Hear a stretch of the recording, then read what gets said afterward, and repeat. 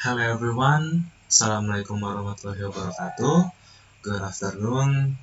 So today I want to explain my presentation of syllables and stress preserving for part 1, and then I will answer for case study in part 2. So let's get to the part 1. Syllables and stress preserving suffixes. First is syllable. A syllable is a phonological unit organized around a vowel sound that may be preceded or followed by consonants. Basic syllable structure is first is onset, the initial consonants. Nucleus is the vowel, sometimes it's mandatory. And then for the last one is coda, is the final consonant. A syllable minimally contains a vowel sound, which is function as the syllabic core. Consonants may appear before or after the vowel, but they are optional. From Fromkin, Rodman, and Hyams from 2018. And this is the examples of syllables with the pronunciation. First is cat, only has one syllable. Paper has two syllables. Student has two syllables as well. Beautiful has three syllables. And the last one, information has four syllables. So what is the importance of syllables in English? First is to determine word stress placement. Second is to affect pronunciation clarity. Third is to influence morphological processes. And then there is last one is essential for teaching pronunciation, speech analysis, and then phonological theory. And then now let's move into stress. What is stress in English? In English phonology, stress refers to the relative prominence of syllable within a word. A stressed syllable is typically louder, longer in duration, and articulated with greater pitch movement than unstressed syllables. Stress plays a crucial role in distinguishing meaning, shaping rhythm, and determining pronunciation patterns in English words, from Roach to 2009. So what is the definition of stress-preserving suffixes? Stress-preserving suffixes are morphological suffixes that do not alter the primary stress of the base word to which they attach. The original stress pattern of the root remains unchanged after the suffix section. This phenomenon highlights the interaction between morphology and phonology in English, from Katamba from 1989.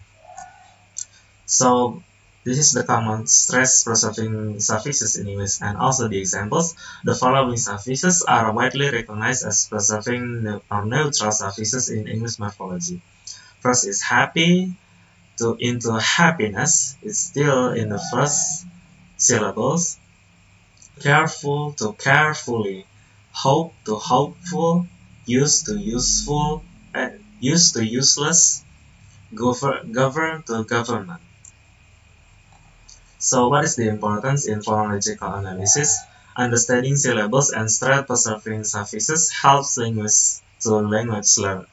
learners to predict pronunciation patterns, analyze word formation processes, and understand English rhythm and stress. These concepts are especially important in advanced phonological and morphological analysis. And then into part 2, this is case study analysis. It's only one for the answers and the pronunciations. First one is part A. This is the entire story and text. First is to find the assimilations. Assimilation is a phonological process in which a sound becomes more similar to a neighboring sound in terms of place or manner articulation. This process often occurs in fast or casual speech. For example, one is gonna from going to. Underlying form is going to. The surface form is gonna. The explanation is the alveolar stop T in to is assimilated and reduced, while the nasal end spreads, producing a smoother articulation. This is common in rapid informal speech. Example 2 is wanna from want to. The underlying form is 1, 2. Surface form is 1. The explanation, the T sound, the T sound is weakened and assimilated into the surrounding nasal environment, resulting in a single nasal consonant N. This reflects regressive assimilation in casual speech. Example 3, kinda, from kind of. The underlying form is kind of, the surface form is kinda. The explanation is the fricative v in of is reduced to a vowel-like sound e. In the consonant cluster is simplified. The sounds assimilate for ease of articulation. Next is metathesis. Metathesis. Metathesis is a phonological process in which two sounds exchange position within a word. It is common in child speech and non-standard varieties of English. Example 1 from the text is ask from as. The explanation from here is the consonant s and k switch positions. This is a well-documented example of metathesis in English and occurs in several dialects. Example 2 is spaghetti from spaghetti. The consonant cluster sp is recorded and simplified, showing a reorganization of sounds. This reflects metathesis combined with simplification, often found in child speech.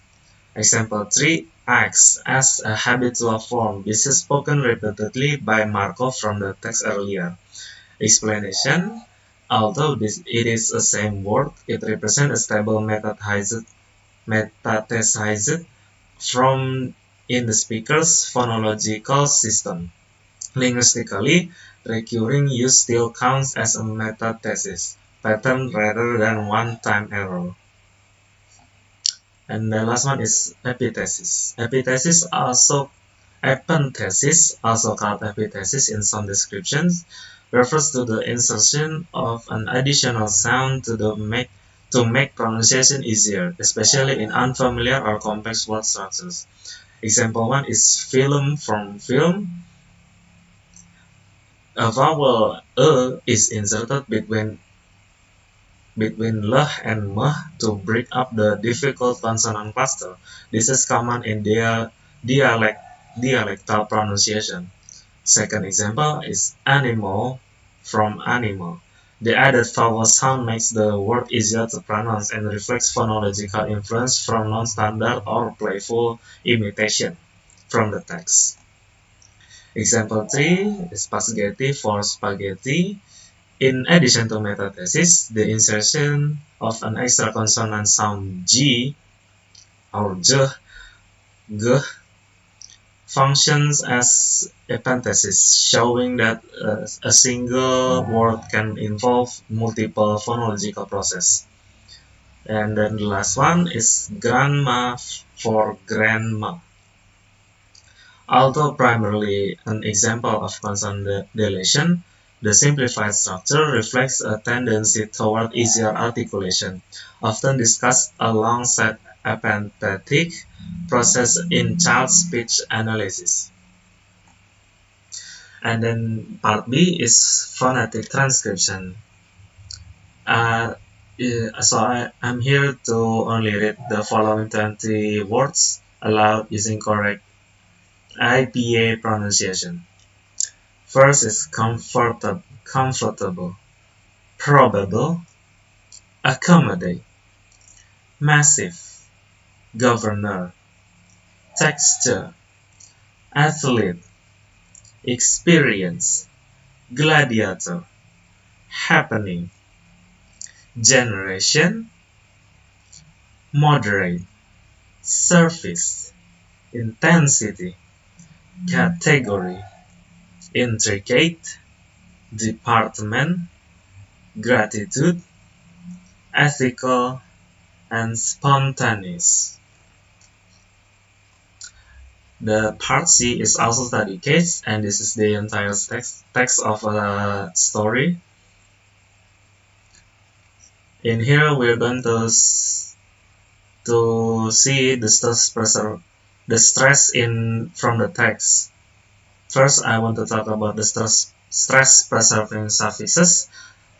Is as explained earlier, preserving suffixes, also called neutral suffixes, do not alter the primary stress of the base word. The stress remains on the same syllable after suffixation. For example, one from the text is hopeful. The base word is hope, the derived word to hopeful, the suffix is full. The primary stress remains on the first syllable of the base hope. The suffix full does not form a new stress domain, so the original stress is preserved. Example 2, careless. The suffix less attached without affecting stress placement. The stress syllable in care remains stressed in careless. The suffix ness is the third example is darkness. The base word is dark. The derived word is darkness. The suffix ness is stress preserving. The stress remains on the root syllable dark, demonstrating neutral suffixation. And now stress attracting suffixes. Stress attracting suffixes cause the primary stress to fall on the syllable immediately before the suffix. These suffixes influence stress placement but do not necessarily change the entire stress pattern of the word. The first is the word education. The base word is educate. The derived word turned into education. The suffix "en" attracts stress to the preceding syllable "ka", shifting stress away from the initial syllable. Next one is musician. The base word is music.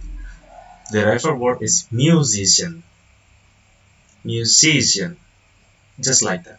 The suffix "ian" attracts stress to the syllable immediately before it, resulting in stress movement from the first to the second syllable. The third is geology. The derived form analyzed as geology because here geo is from the Greek language. The suffix logy or y in English attracts stress to the preceding syllable all, demonstrating a typical stress attracting pattern in academic vocabulary. Stress shifting suffixes. Stress shifting suffixes not only attract stress but also change the original stress pattern entirely, often creating a new metrical structure for the word. First one is the word democratic. The base word is democrat. The derived word is democratic. In here, the suffix "ik" saves the stress to the syllable before the suffix, causing a complete restructuring of stress placement. So in here. Second is stress shifting suffix. Example number 2 is economic. The base word is economy. The derived word is economic. So in here, in the second syllable, the original stress pattern changes entirely after suffixation. The suffix "ik" triggers stress reassignment within the word. Example 3, photographic. From photograph to photographic. Photographic. The suffix "ik" causes stress to move from the first syllable to the syllable preceding the suffix, clearly illustrating stress shifting. So the photograph from the first syllable, it moves to the second and third syllable. And that's all from me today. Thank you for watching. Thank you.